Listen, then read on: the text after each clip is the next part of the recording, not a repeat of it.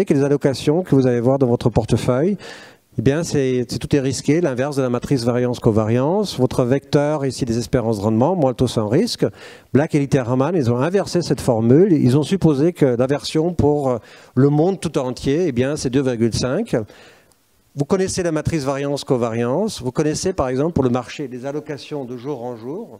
C'est connu, c'est même publié par SIX. Et ensuite, vos espérances de rendement sortent comme ça. Une fois même critique, c'est pas dynamique, c'est statique.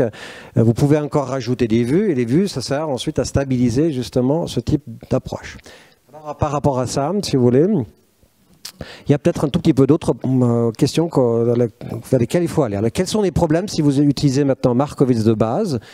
C'est gênant, par exemple, pour une caisse de pension qui, typiquement, ne va pas avoir des positions short, mais c'est ce qui sort de Markowitz de base.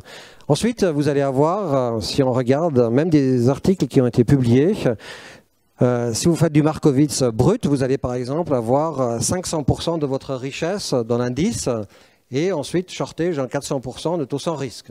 Ça, c'est des gens qui publient ça, même dans le Journal of Finance, on trouve ce type de choses. Et si vous essayez de faire ça dans une caisse de pension, je crois que ça risque d'aboutir à un certain nombre de mécontents, en fait. Plus vous avez des paradoxes, par exemple dans le court terme, ça c'est mécanique, l'optimiseur n'inclut pas les obligations. Donc c'est quelque chose qui est comme ça, c'est un fait de la nature quelque part.